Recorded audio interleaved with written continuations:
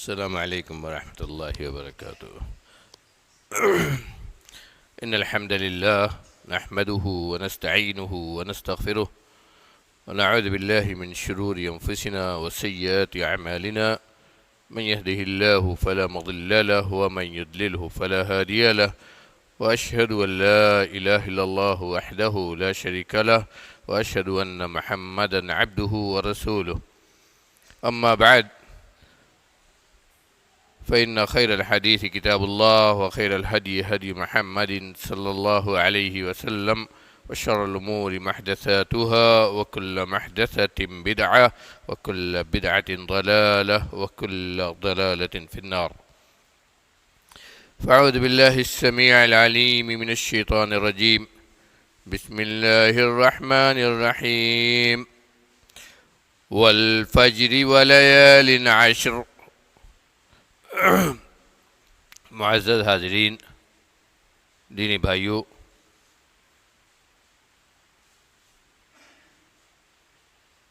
ذی الحجہ کا مہینہ سال کے 12 مہینوں میں عظمت والا مہینہ ہے۔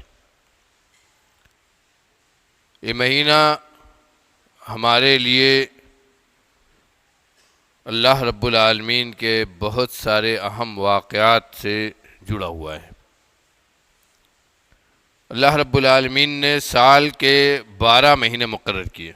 یہ 12 مہینے جو ہم سال میں گنتے ہیں، یہ انسان کی طرف سے نہیں بلکہ اس دنیا کا نظام جس نے بنایا ہے، آسمان و زمین کو پیدا کرنے والے اور اس کے نظام کو بنانے والے رب العالمین کی طرف سے مقرر کیا ہوا ہے۔ ان عدت الشہور عند اللہ 12 شہرا فی کتاب اللہ یوم خلق السماوات والارض۔ اللہ نے جب زمین و آسمان کو پیدا کیا، اسی وقت اس نے اس دنیا میں 12 مہینے، سال کے 12 مہینے متعین کیے، اور پھر اس نے اپنے مشیت سے، اپنی حکمت سے اس دنیا کے نظام کو باقاعدہ جاری ساری رکھنے کے لیے کچھ مہینوں کو، کچھ دنوں کو، کچھ راتوں کو دوسرے مہینوں، دنوں اور راتوں پر فضیلت عطا کی۔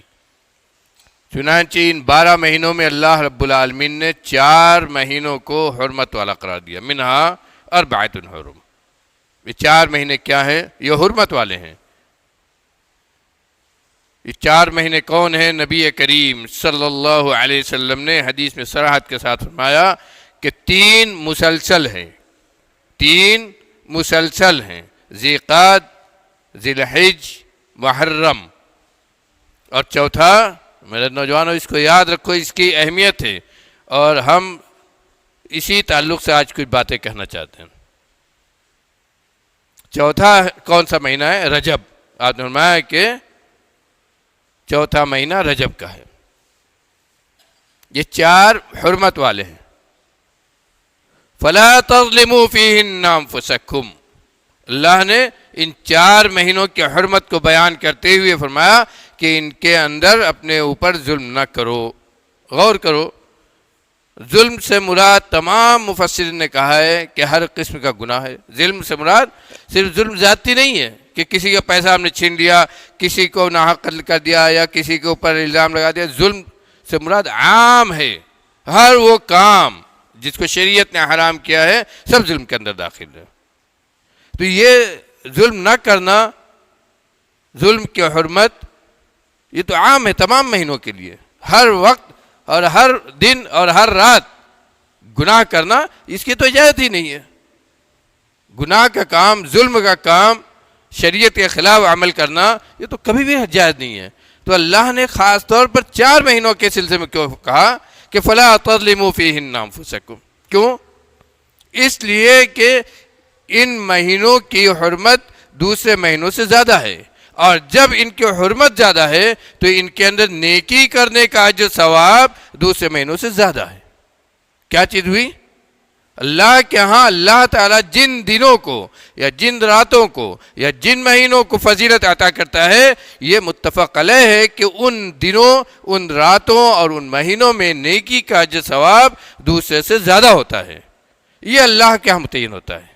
کتنا زیادہ دیتا ہے اللہ، یہ اللہ کیا ہے، لیکن یہ متفق علیہ ہے کہ وہ زیادہ ہے۔ اور جب نیکی کا جو ثواب ان مہینوں میں زیادہ ہے یا ان دنوں میں زیادہ ہے، تو اسی طرح ان دنوں میں اور ان مہینوں میں گناہ کی سزا بھی زیادہ سخت ہے۔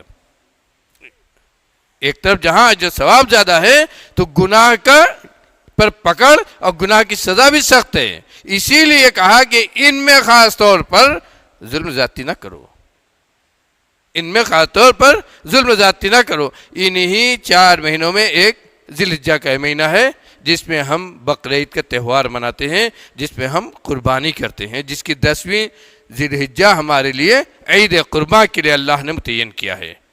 ان ذی الحجہ کے ان شروع کے 10 دن، عشر ذی الحجہ جسے کہتے ہیں، اس کی اہمیت اس پورے مہینے میں 30 دن، ذی الحجہ کے 30 دنوں میں پہلے 10 دنوں کی فضیلت دوسرے تمام دنوں سے زیادہ ہے۔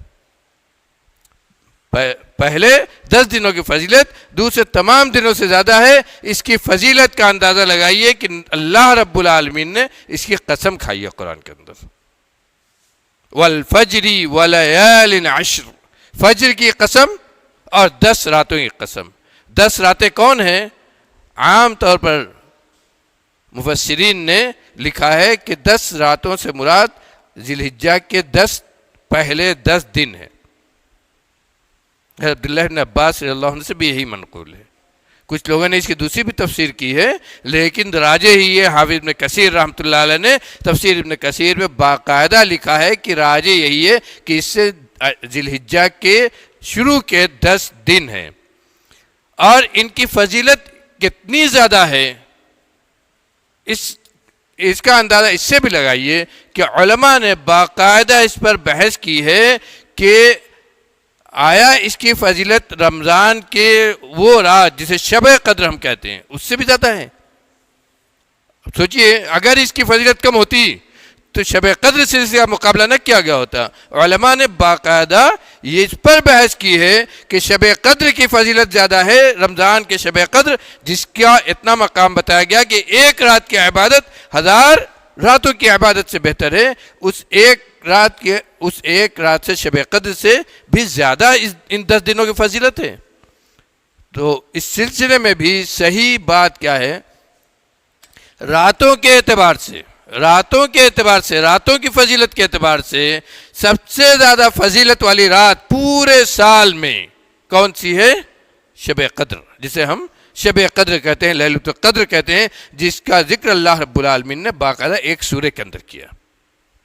یہ رات کے اعتبار سے تمام راتوں میں شب قدر سب سے افضل ہے، لیکن دن کے اعتبار سے تمام سال کے دنوں میں سب سے افضل دن کون سے ہیں؟ عشر ذی الحجہ، ذی الحجہ کے یہ 10 دن، دونوں فرق کیا علماء نے۔ اب غور کیجئے، آپ خود اندازہ لگا لیجئے کہ عشر ذی الحجہ کا کتنا اونچا مقام ہوا، اور اسی لیے نبی کریم صلی اللہ علیہ وسلم نے ان 10 دنوں میں نیکی کا عمل کرنے کا حکم دیا۔ عام کہا کہ نیکی کا عمل کرو، نیکی والے جتنے اعمال ہیں میرے بھائیوں، نیکی کے اعمال کیا ہے؟ فرض عبادتیں سب سے اوپر، نیکی کے اعمال ہم کیا کہیں گے؟ سب سے اوپر فرض عبادتیں۔ اللہ رب العالمین نے حدیث قدسی میں صاف کہا ہے کہ میرے بندے دنیا میں جتنے نیکی کا عمل کرتے ہیں، مجھ سے قربت حاصل کرنے، مجھ سے قریب ہونے، میری رضا حاصل کرنے، میرے یہاں ثواب حاصل کرنے، جنت حاصل کرنے کے لیے جو بھی عمل دنیا میں مسلمان کرتا ہے، ان سب میں سب سے زیادہ محبوب عمل میرے ہاں اللہ رب العالمین کیا فرماتے ہیں؟ کیا ہے؟ فرض عبادتیں ہیں۔ وہ عبادتیں ہیں جن کو ہم نے اس کے اوپر فرض کیا ہے، نماز، روزہ، زکوٰۃ، حج۔ فرائض کے مقابلے میں دوسری تمام، میرے بھائیوں اگر کوئی آدمی فرائض میں کوتاہی کرتا ہے تو جتنا بھی نفل عبادتیں پڑھ لے اس کی بھرپائی اللہ چاہے گا تو ہوگا، ورنہ وہ پکڑ میں آئے گا۔ فرض عبادتوں کا چھوڑنا یہ اللہ کی پکڑ کا ذریعہ ہے. نفل عبادتیں آپ کم بھی کریں گے، ہو سکتا ہے کہ ثواب میں کچھ کمی ہو آپ کے ہاں، لیکن پکڑ نہیں ہے. نفل عبادتیں اگر آدمی کم کرے تو اس پر اس کی پکڑ نہیں ہوگی، لیکن فرائض میں اگر کوتاہی کرتا ہے آدمی، کسی دن پڑھا کسی دن نہیں پڑھا، تو اللہ کے ہاں اللہ کی مشیت پر ہے، چاہے تو چھوڑے چاہے تو گرفت کرے، اور گرفت ہوگی، پوچھا جائے گا. نماز کے بارے میں ہم سب جانتے ہیں، وہ حدیث نبی کریم صلی اللہ علیہ وسلم نے فرمایا کہ سب سے پہلا سوال بندے سے قیامت کے دن جو ہوگا عبادات کے سلسلے میں، نماز کے سلسلے میں ہوگا. نماز میں اگر کامیاب ہو گیا، نماز کے سوال میں اگر وہ کامیاب ہو گیا، تب اللہ کے ہاں وہ عذاب سے بچ گیا، ورنہ یہیں اس کی ناکامی ہے. تو سب نیکی کا جو عمل ہے، میں کہہ رہا تھا نیکی کے عمل کرنے کا حکم دیا گیا، تو سب سے پہلے تو فرائض کی پابندی ہو گئی. ہمارے ہاں فرائض میں کتنی کوتاہی ہے ہم سب جانتے ہیں. رمضان میں دیکھ لیجیے مسجدیں بھری ہوئی ہیں، جیسے لگتا ہے رمضان ہی میں نماز فرض ہے، باقی دنوں میں 11 مہینے نماز فرض ہی نہیں ہے. چاہا تو پڑھا، چاہا تو نہیں پڑھا. اور حال خراب دیکھنا ہو تو فجر کی نماز دیکھ لیجیے، ایک سب بھی نہیں ہو پاتی ہے. میرے بھائیوں، کیا مطلب فجر کی نماز کے لیے آپ کو چھوٹ دے دی گئی ہے؟ فجر کی نماز کے لیے آپ کو معاف کر دیا گیا ہے. آپ فجر کی نماز چھوڑ کر جتنا بھی نوافل کریں اور جتنا بھی نفل صدقہ خیرات کریں، اس کی بھرپائی نہیں کر سکتے. آپ بھرپائی نہیں کر سکتے اس کی. آپ تو فرض عبادتیں، اس کے بعد نفل عبادتیں. ان 10 دنوں میں نیکی جو آدمی کرتا ہے، صحیح حدیث ہے بخاری مسلم کی، نیکی جو آدمی کرتا ہے، یہ نیکیاں جہاد فی سبیل اللہ کے برابر ہے.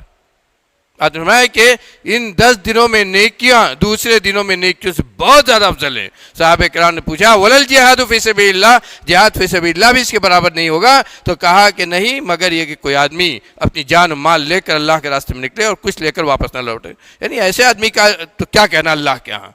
لیکن بہرحال جہاد فی سبیل اللہ سے اس کا مقابلہ کر دیا گیا. سوچئے اس سے کہ وہ نیکی کتنی. اور ان دنوں میں یہ دن حقیقت میں یہ 10 دن صرف یہی نہیں، فضیلت ان کی سوچئے.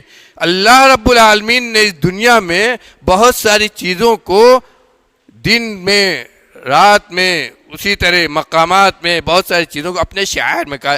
قربانی بھی اللہ کے شاعر میں ہے، عید و بقرعید بھی اللہ کے شاعر میں ہے. اسی طرح ذی الحجہ کے 10 دن یہ بھی اللہ کے شاعر میں ہے. اسی طرح منی، عرفہ، مزدلفہ، یہ سب اللہ کے شاعر میں سے. شاعر مطلب ہوتا ہے اللہ کی بڑی مخلوقات اور اللہ کی بڑی نشانیوں میں سے ہیں. اور یہ شاعر اللہ کے ہاں ان کی عظمت اتنی زیادہ ہے کہ جو آدمی ان کی عظمت نہیں کرتا ہے، ان کی حرمت کا خیال نہیں کرتا ہے، اس کے ایمان میں کھوٹ ہے، اس کا وہ متقی نہیں ہو سکتا ہے. وَمَن يُعَظِّمْ شَعَائِرَ اللَّهِ فَإِنَّهَا مِن تَقْوَى الْقُلُوبِ. وَمَن يُعَظِّمْ شَعَائِرَ اللَّهِ فَإِنَّهَا مِن تَقْوَى الْقُلُوبِ. جو آدمی، اللہ کیا فرماتے ہیں کہ جو آدمی اللہ کے شعائر کی تعظیم کرتا ہے تو یہ جان لینا چاہیے کہ یہ اس کے دل کے تقوی کی نشانی ہے، اس کے دل کے تقوی کی نشانی ہے. اگر آدمی ان کی بے حرمتی کرتا ہے ان شاعر کی، تو گویا اس کے دل میں تقوی نہیں ہے، تقوی نہیں ہے، ایمان کمزور ہے. تو گویا یہ 10 دن جو اللہ کے شاعر میں سے ہیں، یہ بھی اللہ کی تعظیم کا تقاضا کرتے ہیں. اور تعظیم کا سب سے پہلا تقاضا یہ ہے، اللہ کی تعظیم کا سب سے پہلا تقاضا یہ ہے کہ اللہ کے احکام کی ان دنوں میں خاص طور پر پابندی کی جائے. روزہ نماز کی ان دنوں میں خاص طور پر پابندی کی جائے. اور اسی لیے ان دنوں میں اللہ رب العالمین نے نبی کریم صلی اللہ علیہ وسلم تسبیح، تحلیل، تکبیر، اللہ کی کبریائی اور بڑائی بیان کرنے کا حکم دیا ہے. فَأَكْثِرُوا فِيهِنَّ التَّسْبِيحَ وَالتَّهْلِيلَ وَالتَّحْمِيدَ. کہ ان دنوں میں ان 10 بلکہ 13 11 سے 10 پہلی ذی الحجہ سے لے کر 13 تک زیادہ سے کثرت سے اللہ کی تسبیح، تحلیل بیان کرو، اللہ کی تسبیح بیان کرو، اللہ کی تحلیل بیان کرو، اللہ کی کبریائی بیان کرو. اور اسی لیے علماء نے لکھا ہے کہ پہلی ذی الحجہ سے لے کر 13 ذی الحجہ تک زیادہ تکبیر، بلند آواز سے تکبیر کہنا چاہیے خاص طور نمازوں کے بعد. اللہ اکبر، اللہ اکبر، لا الہ الا اللہ، واللہ اکبر، اللہ اکبر وللہ الحمد، اللہ اکبر کبیرا والحمد للہ کثیرا وسبحان اللہ بکرۃ واصیلا. زیادہ سے زیادہ ان 13 دنوں تک، صرف 3 دن نہیں، 3 یا 4 دن نہیں، پہلی ذی الحجہ سے لے کر 13ویں ذی الحجہ تک، ایام تشریق تک تکبیر کہنا چاہیے. یہ ان 10 دنوں کی خصوصیت ہے. یہ خصوصیت کیوں ہے؟ علماء نے اس کے تعلق سے بھی لکھا ہے. میرے بھائیوں وقت مختصر ہے لیکن تھوڑا سا اشارہ کریں، غور کیجئے کتنی زیادہ اہمیت ہے. یہ 10 دن وہ ہیں جن میں اللہ رب العالمین نے حج کی عبادت رکھی ہے. حج کی عبادت رکھی ہے. ایک طرف تو ان 10 دنوں میں قربانی کا معاملہ ہے 10ویں ذی الحجہ کو، لیکن اس کے ساتھ ساتھ اللہ رب العالمین نے ان 10 دنوں کے اندر حج کی عبادتوں کو بھی رکھا ہے.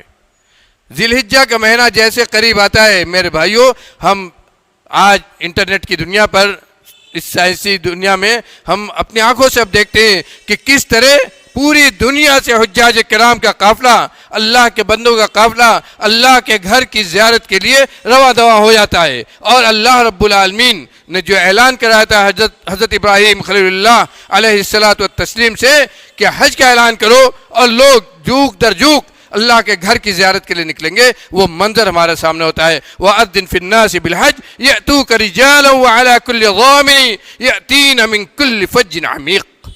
اس زمانے میں جب ابراہیم خلیل اللہ علیہ الصلاۃ والسلام نے بیت اللہ کی تعمیر کی تھی، اللہ نے ان کو یہ مقام دیا کہ ان کے ذریعے بیت اللہ کے اپنے گھر کی تعمیر کرائی. اور جب تعمیر مکمل ہوئی تو یہ حکم دیا کہ اس گھر کے حج کے لیے، اس گھر کی زیارت کے لیے، اس گھر میں تک آنے کے لیے تمام انسانوں میں، پوری دنیا میں اعلان کر دو. وَأَذِّن فِي النَّاسِ بِالْحَجِّ. اور جب حضرت ابراہیم خلیل اللہ علیہ الصلاۃ والسلام نے پہاڑی پر چڑھ کر اعلان کیا تھا، مفسرین نے لکھا ہے کہ اس وقت کا کوئی گھر ایسا نہیں تھا جہاں ان کی آواز نہ پہنچی ہو. اور ان کی آواز کیسی پہنچی کہ آج وہ منظر جو اللہ نے آگے ذکر کیا ہے کہ جب اعلان کر دو گے تو دنیا کے ہر کونے سے، ہر گلی کوچے سے پتلی کمزور اور مضبوط سواریوں پر سوار ہو کر لوگ اللہ کے اس گھر کی طرف رواں دواں ہو جائیں گے، اس گھر کی زیارت کے لیے پہنچیں گے. یاتین من کل فج عمیق. آج ہم یہی دن ہوتے ہیں جب ہم حج کے مناظر دیکھتے ہیں. اور انہی 10 دنوں میں اللہ رب العالمین نے جہاں اپنے گھر کا طواف عام کیا ہے، کتنی بڑی تعداد آج ہوتی ہے. آپ خود دیکھتے ہوں گے، اگر حج کے مناظر کو دیکھتے ہوں گے آج کل تو خود دیکھتے ہوں گے کہ پورا مطاف، اتنی بڑی تعداد حاجیوں کی، کتنی بڑی تعداد، کتنا بڑا اللہ کی علامت ہے. یہ بھی اللہ کی بڑی عظمت کی علامتوں میں سے میرے بھائیوں. اگر بیت اللہ میں طواف کو اپنے آنکھوں سے دیکھ کر ہمارے دلوں میں شوق نہیں مچلتا ہے، ہمارے دلوں میں احساس نہیں ہوتا ہے کہ کاش ہم بھی آج اسی جگہ ہوتے جہاں یہ حجاج کرام ہیں اور اللہ نے ہمیں بھی اس کا یہ شرف دیا ہوتا، تو میرے بھائیوں ہمارا ایمان ابھی تازہ نہیں ہوا ہے. اگر ہمارے دلوں میں یہ شوق نہیں پیدا ہوتا ہے تو ابھی ایمان میں ہمارے تازگی نہیں آئی ہے. یہ شوق دیکھ کر تجربہ پیدا ہو جانا چاہیے. یہ انہی دنوں کی برکت ہے، انہی 10 دنوں میں. اور پھر انہی 10 دنوں میں اللہ نے عرفہ کا دن رکھا ہے. عرفہ کا دن رکھا ہے جس دن کے بارے میں مسلم شریف کی حدیث ہے کہ اللہ رب العالمین عرفہ میں حاجیوں کی حاضری، حاجیوں کی، مسلمانوں کی اتنی بڑی تعداد کی حاضری کو سامنے رکھ کر فرشتوں کے درمیان ان کے اوپر فخر کرتا ہے اور کہتا ہے دیکھو میرے ان بندوں کو جو میرے ہاں میرے دربار میں حاضر ہوئے ہیں. کوئی تسبیح تحلیل بیان کر رہا ہے، کوئی دعائیں کر رہا ہے، کوئی اپنے رب سے مانگ رہا ہے، کوئی اپنے رب کے آگے استغفار کر رہا ہے، کوئی اپنے گناہوں کو یاد کر کے رو رہا ہے، اور کوئی اپنا ہاتھ پسارے ہوئے. اسی لیے اس دن صحیح مسلم کی حدیث ہے کہ اس دن اللہ رب العالمین اپنے بندوں کو جتنا زیادہ معاف کرتا ہے کسی اور دن نہیں معاف کرتا ہے. غور کیجئے، رمضان کی برکتیں ہم سنتے ہیں، شب قدر کی برکتیں فضیلتیں سنتے ہیں. عرفہ کے دن کی فضیلت یہ ہے کہ اس دن اللہ رب العالمین اپنے بندوں کو جتنا زیادہ جہنم سے آزاد کرتا ہے کسی اور دن نہیں ہے. اور اسی دن آپ نے سنا پچھلی تقریر میں کہ عرفہ عرفہ کا دن جس کی اہمیت اللہ کے آتی ہے، اس دن کے روزے کی اہمیت کیا ہے؟ ایک سال پہلے اور ایک سال بعد کے گناہ معاف کیے جاتے ہیں۔ یہ حدیث پہ ہمیں بتاتی ہے کہ عرفہ کے دن سے مراد 9 ذی الحجہ ہے۔ یہ حدیث میں ہمیں بتاتی ہے کہ عرفہ کے دن سے مراد 9 ذی الحجہ ہے۔ اور ہمارے استاد محترم مولانا سیف الرحمن صاحب مبارک پوری رحمۃ اللہ علیہ نے باقاعدہ تحقیق کے ساتھ لکھا ہے کہ عرفہ کا دن کا روزہ جو کہا گیا ہے، اس سے مراد 9 ذی الحجہ کا روزہ ہے۔ جہاں بھی جس جگہ بھی آدمی ہے وہاں جو 9 ذی الحجہ ہوگی وہی ہے۔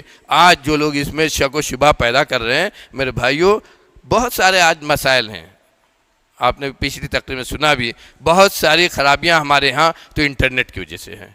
میں ہمیشہ کہتا ہوں، انٹرنیٹ پر آدمی کسی کی تقریر سنتا ہے، اس کو نہیں معلوم کہ وہ عالم کون ہے، اس کو نہیں معلوم کہ اس عالم کا موقف کیا ہے، اس کو نہیں معلوم کہ اس عالم کے پاس علم کتنا ہے، کتنی دین کی اور حدیث کی جانکاری ہے۔ نام سنا، بولنے کا انداز بڑا میٹھا، کہنے والا جو کہہ رہا ہے بڑا دل کو لگ رہا ہے، بس سمجھنے لگتے ہیں کہ چلو یہ تو بڑی اچھی باتیں کہہ رہا ہے۔ میرے بھائیوں، ضروری یہ ہے کہ ہم یہ جانیں کہ جس سے ہم باتیں سن رہے ہیں اس کی بات حدیث کے کتنے قریب ہے، کتنے موافق ہے اور کتنا اس کا علم ہے۔ اسی لیے علماء نے، شیخ ابن باز رحمۃ اللہ علیہ گزر گئے، ان کے بھی کئی سال ہو گئے، لیکن اس وقت میں جب انٹرنیٹ اتنا نہیں پھیلا تھا تب بھی کہتے تھے کہ ان چیزوں کا، یہ چیزیں ہوائی ہیں، یہ ہوائی چیزیں ہیں، ان سے اپنے آپ کو بچاؤ۔ جو علماء، حقیقی علماء تمہارے بیچ میں رہتے ہیں، جن کو تم روز دیکھتے ہو، جن سے روز سنتے ہو، جن کے حقیقت، علم کی حقیقت تم سن کر سمجھ رہے ہو، قریب سے دیکھ کر سمجھ رہے ہو، ان سے تم اپنے آپ کو قریب کرو، ان سے تم اپنے آپ کو جوڑو اور ان سے ڈائریکٹ پوچھو، نہ کہ اس پر، نیٹ پر اور دوسری جگہوں پر دیکھ کر مسائل کو سمجھو۔ تو میرے بھائیوں، اس سلسلے میں ہمیں بہت زیادہ، جو کہتے ہیں نا، الرٹ رہنے کی، چاک چوبند رہنے کی اور سمجھنے کی ضرورت ہے۔ اور انہی چیزوں سے میرے بھائیوں، جہاں ان چیزوں میں نیٹ پر جو چیزیں ہیں، میں یہ نہیں کہتا کہ سب فاسد ہیں، لیکن جہاں ان چیزوں میں اچھی کچھ باتیں ہیں، وہیں فساد بہت زیادہ ہے، انہی چیزوں پر تو وہ شیعوں کی بھی ساری چیزیں ہیں، انہی پر تو قادیانی کی بھی ساری چیزیں ہیں، انہی پر وہ علماء کی بھی ساری چیزیں ہیں جنہوں نے دین کو اپنے عقل سے سمجھنے کی کوشش کی ہے، جو ہر جگہ ہر حدیث میں اپنی عقل ہی دوڑاتے ہیں، اور جو عقل کہتی ہے اسی کو ماننے کو تیار ہوتے ہیں، دوسری کچھ نہیں مانتے ہیں۔ تو انہی لوگوں میں وہ بھی ہیں جو کہتے ہیں کہ عرفہ کا دن سے مراد وہ دن ہے جس دن حاجی لوگ عرفہ میں ہوتے ہیں۔ میرے بھائیوں، یہ ایک بہت بڑا مغالطہ ہے، اس سے ہمیں اپنے آپ کو بچانا چاہیے۔ تو یہ 10 دن میرے بھائیوں جہاں ہم قربانی کرتے ہیں، ایک چیز میں نے اس کو اس لیے بھی اٹھایا ہے کہ میرے بھائیوں، ہم لوگ اس مہینے میں عید الاضحیٰ کو اور قربانی کو خوب یاد رکھے ہوئے ہیں، اور جیسے جیسے عید الاضحیٰ قریب آتی ہے، قربانی کے جانور کی خرید، عید کی تیاری، یہ سب ہو جاتی ہے، لیکن یہ 10 دن جو عبادت کے دن ہے، یہ 10 دن جو روزے کے دن، یہاں ایک بھی اور بھی بتا دوں کہ سلف کے ہاں 10 ذی الحجہ کا روزہ عام طور پر معروف تھا، پورا 9 دن وہ روزہ رکھتے تھے، 1 تاریخ سے لے کر 9 تاریخ تک روزہ رکھتے تھے۔ 10ویں کو ذی الحجہ کا دن ہے، قربانی کا دن ہے، روزہ رکھنا منع ہے۔ ایام تشریق اس میں روزہ رکھنا منع ہے، 13 جو 11 12 13 اس میں روزہ رکھنا منع ہے، اس لیے اس میں روزہ نہیں رکھنا ہے۔ ایام تشریق کو ایام اکل و شرب حدیث میں کہا گیا ہے کہ ایام تشریق یہ کھانے پینے کے دن ہے، اور قربانی کا دن، عید، ہمارے اسلام نے ہمیں 2 عید دی، عید الفطر اور عید الاضحیٰ، ان 2 دنوں میں روزہ رکھنا حرام ہے۔ روزہ جو اتنی اہم عبادت ہے، وہ عبادت بھی ان 2 دنوں میں کرنا حرام ہے۔ اگر کوئی آدمی ان 2 دنوں میں روزہ رکھتا ہے تو ثواب نہیں ملے گا، بلکہ حرام کام کا ارتکاب کرے گا، گنہگار ہوگا۔ تو ان میں روزہ رکھنا منع ہے، لیکن 1 تاریخ سے 9 تاریخ تک 10 ذی الحجہ کی فضیلت کی وجہ سے سلف میں بہت سارے ایسے تھے جو عبداللہ بن مبارک وغیرہ کے بارے میں صاف ہوتا ہے کہ 9 دن پورا روزہ رکھتے تھے۔ اور میں نے اپنے استاد محترم مولانا رئیس احمد ندوی رحمۃ اللہ علیہ، جن کو آپ سب جانتے ہیں، آپ کے ہاں بھی آتے تھے، ان کو بھی دیکھا پابندی کرتے تھے اور کہتے تھے کہ لوگوں کو بتلاؤ کہ صرف ایک دن نہیں بلکہ 9 دن روزہ رکھیں، تاکہ وہ سنت جس کو لوگ بھولے ہوئے ہیں نبی کریم صلی اللہ علیہ وسلم کی سنت کو ہم زندہ کریں۔ تو 9 دن، اور اس لیے بھی کہ چونکہ ان دنوں میں عبادت کرنے کا جو ثواب بہت زیادہ ہے، ان دنوں کی بہت زیادہ فضیلت ہے، تو جب آدمی روزہ رہتا ہے تو روزے کی حالت میں زیادہ عبادتیں کرتا ہے، تو زیادہ وہ عبادتیں کرے گا اور زیادہ اللہ کی طرف جائے گا۔ اس لیے ان کی اہمیت کو سمجھنا چاہیے۔ میں نے ان چیزوں کو اسی لیے ذکر کیا میرے بھائیوں کہ جو یہ ایام ہیں، یہ ایام صرف ایسے ہی نہیں ہیں۔ ہم رمضان کے ایام کی فضیلت کو ہم نے یاد رکھا، لیکن ان دنوں کی 9 دنوں کی فضیلت ہے، جن کی فضیلت میں بہت صاف کہنا چاہتا ہوں رمضان کے دنوں سے بھی کم نہیں ہے۔ ان 10 دنوں کی فضیلت عشرِ ذی الحجہ جسے کہتے ہیں، ان کی فضیلت رمضان کے دنوں کی فضیلت سے کہیں کم نہیں ہے، لیکن اس فضیلت کو ہم سب بھولے ہوئے ہیں۔ جیسے ہمارے لیے ضروری ہے کہ ہم نماز کا، روزے کا، سب کا اہتمام کریں، ایسے ان دنوں میں بھی ہمیں اہتمام کرنا چاہیے۔ اور اللہ رب العالمین نے قرآن میں جو آیت کریمہ آپ نے سنی، اس میں باقاعدہ حکم دیا ہے وَاذْكُرُوا اللَّهَ فِي أَيَّامٍ مَعْلُومَاتٍ، اور ایام معدودات بھی اسے کہا گیا ہے۔ ایام معلومات، ایام معدودات، اس سے مراد یہی دن ہے، ان میں یا اللہ کو یاد کرنے کا حکم دیا گیا ہے۔ تو ضرورت ہے کہ ہم ان باتوں کو بھی یاد رکھیں اور ان دنوں کی فضیلت کو سمجھیں۔ ابھی جو 2-3 دن اور ہیں، ان کو ایسے ہی ضائع نہ کریں عید الاضحیٰ کی تیاری میں، بلکہ ان 2 دنوں میں بھی اہتمام کریں عبادت کا، اللہ کی تکبیر، تحلیل اور کبریائی اور بڑائی بیان کرنے کا، تسبیح و تحلیل کا، اور اسی کے ساتھ ساتھ کوشش کریں کہ ہم روزہ بھی رکھیں، وہ روزہ خاص طور پر 9 ذی الحجہ کا روزہ جس کا جو ثواب اتنا زیادہ ہے کہ پچھلا 1 سال اور اگلے 1 سال کے گناہ معاف ہوتے ہیں۔ تو ان چیزوں کا ہم خیال کریں اور سنت پر عمل کرنے کی ہم کوشش کریں۔ اور اسی کے ساتھ ساتھ میرے بھائیوں، آپ نے سنا ضروری ہے کہ ہم قربانی جب کریں تو قربانی کے جو مسائل ہیں ان کا خیال کریں۔ قربانی کے مسائل تفصیل سے آپ نے سنے، قربانی کے مسائل کو اچھی طرح سمجھیں اور اس کے حساب سے قربانی کریں۔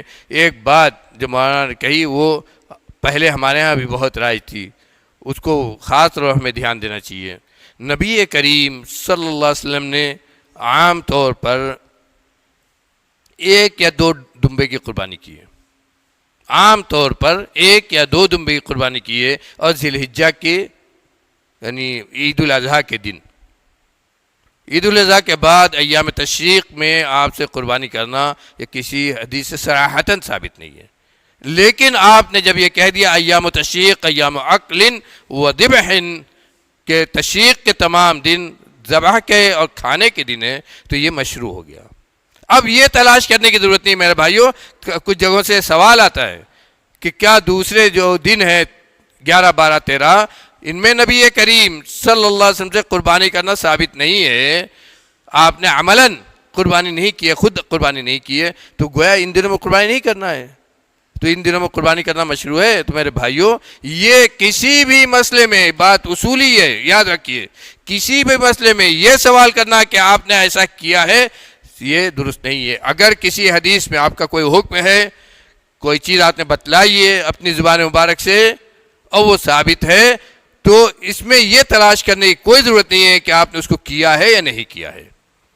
حدیث کی اسی لیے 3 قسم کی گئی ہے۔ ایک وہ حدیث جس میں آپ کا عمل ہے، عملی حدیث جو کہتے ہیں، فعلی حدیث کہتے ہیں۔ ایک وہ حدیث جو آپ نے زبان مبارک سے اپنے کہی ہے، جسے قولی حدیث کہتے ہیں۔ ایک وہ حدیث کہ آپ سے کرنا یہ ثابت نہیں ہے، آپ کے زمانے میں کسی صحابی نے عمل کیا، نیکی کا عمل کیا، اور آپ کو اس کی خبر لگی، آپ نے منع نہیں کیا۔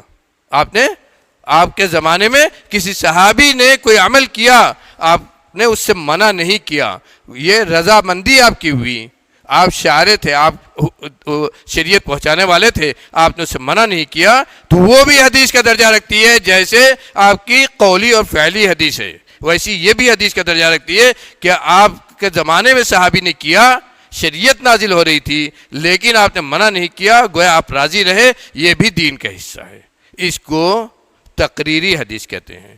میرے بھائیوں بہت سارے ایسے بھی ہمارے یہاں پڑے ہوئے ہیں، کہتے ہیں ارے صحابی نے کیا ہو ہم کو حدیث چاہیے۔ حدیث کا مطلب یعنی وہی نبی صلی اللہ علیہ وسلم کا قول یا فعل، یہ بھی تو حدیث ہے، صحابی نے کیا اور آپ نے انکار نہیں کیا، یہ بھی حدیث ہے، جاننا چاہیے۔ یہ بھی حدیث ہے کہ صحابی نے کیا اور آپ نے انکار نہیں کیا، آپ کو بات پہنچی، آپ خاموش رہے، اور اس طرح کی بہت ساری حدیثیں ہیں۔ تو یہ پوچھنا کہ آپ نے 3 دنوں میں قربانی کی ہے یا نہیں کی ہے، یہ سوال کرنا ہی غلط ہے۔ جب آپ نے کہہ دیا کہ ایام تشریق 11 12 13 یہ ذبح کرنے کے دن ہے، قربانی کے دن ہے، تو قربانی کے دن ہے، اور 10 سے لے کر 14 تک یہ قربانی کے دن ہے۔ آدمی جب چاہے قربانی کرے، لیکن سب سے افضل کون سا دن ہے؟ عید الاضحیٰ کا دن۔ عید الاضحیٰ کا دن، جس دن قربانی کرنا اللہ کو سب سے زیادہ محبوب ہے، اس دن آدمی زیادہ سے زیادہ کرے، اس کے بعد بھی کرے، کوئی حرج نہیں ہے۔ تو یہ میرے بھائیوں، یہ نبی کریم صلی اللہ علیہ وسلم کا یہ حکم ہے، اس کو ہمیں یاد رکھنا چاہیے۔ اور دوسری چیز کیا ہے کہ قربانی میں شریعت نے کوئی تحدید نہیں رکھی ہے۔ ایک قربانی اگر آدمی کر سکتا ہے تو پورے گھر بھر کی طرف سے ہوگی، بلکہ اگر آدمی کرنا چاہے تو ایک قربانی تمام لوگوں کی طرف سے ہو جائے گی، تمام زندہ مردے سب کی طرف سے ہو جائے گی۔ جیسا کہ آپ نے سنا، آپ نے کیا ایک قربانی، ایک حضرات میں یہ بھی ہے کہ عمن لم یدح من امتی، کہ اللہ یہ قربانی ان لوگوں کی طرف سے بھی قبول کر لے جو میری امت سے ایسے ہیں جو قربانی نہیں کر سکتے، جو قربانی نہیں کی ہے، جو قربانی جنہوں نے نہیں کی ہے ان کی طرف سے بھی قبول کر لے، تو سب کے طرف سے وہ ہو گئی۔ تو اس طرح یہ قربانی ضروری نہیں ہے کہ خاص کیا جائے، آپ زندے مردے سب کے اس میں شریک کر لیں۔ دعا کریں کہ اللہ اس قربانی کو میری طرف سے، میرے اہل کی طرف سے، میرے والدین جو گزر گئے ان کی طرف سے، میرے مسلمان جو بھائی گزر گئے ان کی طرف سے، جو مسلمان قربانی نہیں کر پا رہے ہیں ان کی طرف سے، سب کی طرف سے اس کو قبول کر لیں۔ ان امتی کہا، میرے پوری امت کی طرف سے۔ تو یہ عموم ہے، اللہ نے آپ کو آسانی دی ہے، ایک ایک سر پر ایک ایک قربانی، یہ سب فقہی مشغافیاں ہیں، اس کا کوئی ہمارا جواز نہیں ہے۔ ہم تو وہی کہیں گے جو قرآن حدیث میں ہے۔ اللہ تعالیٰ سے دعا ہے کہ ہم کو نیک عمل اللہ تعالیٰ سے دعا ہے کہ ہم سب کو نیک عمل کرنے کی توفیق دے۔ رب العالمین ہماری قربانی کو اور ہم جو بھی نیک عمل کریں ان سب کو تو قبول فرمائے۔ رب العالمین ان 10 بلکہ 13 دنوں کی جو فضیلت ہے اس کو ہمیں سمجھنے کی توفیق عطا فرمائے۔ ان دنوں میں زیادہ سے زیادہ نیکی کرنے کی ہمیں توفیق عطا فرمائے۔ ہم جو بھی نیک عمل کریں سنت کے مطابق ادا کریں۔ رب العالمین ہمیں سنت کا پابند بنا دے، سنت کی محبت ہمارے دلوں میں پیدا کر دے۔ رب العالمین ہمارے دلوں میں اپنا خوف، اپنا تقوی پیدا کر دیں۔ رب العالمین ہمیں جو بیمار ہیں ان کو ان کی بیماری سے شفا کامل عاجل عطا کر۔ رب العالمین ہمیں سے جو پریشان حال ہیں ان کی پریشانی کو دور کر دے۔ رب العالمین ہمیں سے جو بے روزگار ہیں ان کو روزگار سے کر دے، جو روزگار سے ہیں رب العالمین ان کے روزگار میں برکت عطا کر، حلال روزی عطا کر۔ رب العالمین ہم کو ہر قسم کی پریشانی، مصیبت و آفت سے نجات دے دے۔ رب العالمین ہر قسم کی مصیبت و پریشانی سے ہمیں بچا لے، ہم کو محفوظ فرما دے۔ رب العالمین دنیا فتنے کی آماج گاہ ہے، رب العالمین آج دنیا فتنوں کی آماج گاہ ہے، ان فتنوں سے ہمیں محفوظ کر دے۔ دنیا کے فتنے، مال و زر کے فتنے اور دین مخالف فتنے، ہر قسم کے فتنے ہیں رب العالمین، ان تمام فتنوں سے ہماری حفاظت فرما۔ رب العالمین ہماری عبادت گاہوں کی حفاظت فرما۔ رب العالمین ہماری عبادت گاہوں کی حفاظت فرما، ہمارے مدارس کی حفاظت فرما، ہم کو ہمارے دشمنوں سے محفوظ فرما دے، دشمنوں کی سازشوں سے ہمیں محفوظ فرما دے۔ رب العالمین ہم کو ایک کر دے، نیک کر دے، ہمارے دلوں میں اپنا خوف پیدا کر، دنیا جب تک زندہ رکھ اسلام پر قائم رکھ، دین پر قائم رکھ، توحید پر قائم رکھ، اور جب اس دنیا سے جانے کا وقت آئے، اس سانس کے ٹوٹنے کا وقت آئے، رب العالمین تیرا کلمہ لا الہ الا اللہ ہماری زبان پر ہو۔ اقول قولی ھذا واستغفر اللہ لی ولکم ولسائر المسلمین من کل ذنب فاستغفروہ انہ هو الغفور الرحیم۔